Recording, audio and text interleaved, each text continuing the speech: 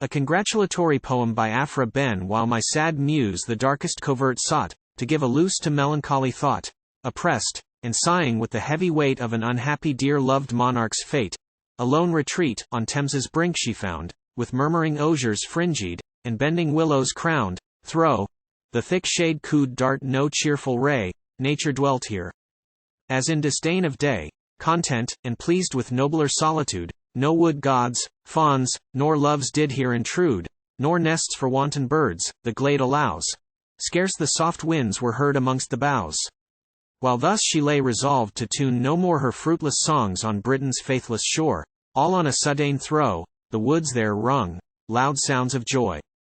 That Jo Peons sung, Maria, blessed Maria, was the theme, great Britain's happy genius, and her queen. The river nymphs their crystal courts forsake, curl their blue locks, and shelly trumpets take, and the surprising news along the shore, in raptured songs the wondering virgins bore, whilst morning echo now forgot her sighs, and sung the new taught anthem to the skies. All things in nature, a new face put on, Thames with harmonious purlings glides along, and tells her ravished banks, she lately bore a prize more great than all her hidden store, or all the sun itself saw before. The brooding spring, her fragrant blooms sent out, scattering her early perfumes round about, no longer waits the lacy teeming hours, but her time. Product her odorous flowers. Maria's eyes anticipate the May, and life inspired beyond the god of day. The Muses all upon this theme divine, tuned their best lays, the Muses all, but mine, sullen with stubborn loyalty she lay, and saw the world its eager homage pay, while heaven and earth on the new scene looked gay. But oh, what human fortitude can be sufficient to resist a deity? Even our allegiance here, too feebly pleads, the change in so divine a form persuades. Maria with the sun has equal force, no opposition stops her glorious course, her pointed beams throw, all a passage find, and fix their rays triumphant in the mind. And now I wished among the crowds to adore, and constant wishing did increase my power, from every thought a newborn reason came which fortified by bright Maria's fame, inspired my genius with new life and flame, and thou, great Lord, of all my vows, permit my muse who never failed obedience yet, to pay her tribute at Maria's feet. Maria so divine a part of you, let me be just, but just with honor too. Resolved, she joined her chorus with the throng, and to the listing groves Maria's virtues sung.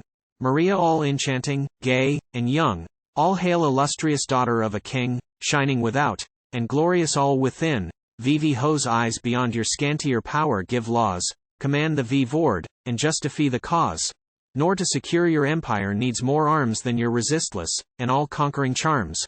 Minerva thus alone, old Troy sustained, whilst her blessed image with three gods remained. But oh, your form and manner to relate, the envying fair as soon may imitate, 'tis all engaging sweet, 'tis all surprising great. 1,000 beauties triumph in your air, like those of soft young loves your smiles appear, and to tune-guarded hearts, as dangerous are.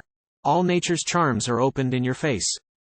You look, you talk, with more than human grace, all that is wit, all that is eloquence. The births of finest thought and noblest sense, easy and natural from your language break, and 'tis eternal music when you speak. Thro, all no formal nicety is seen, but free and generous your majestic mien, in every motion, every part a queen.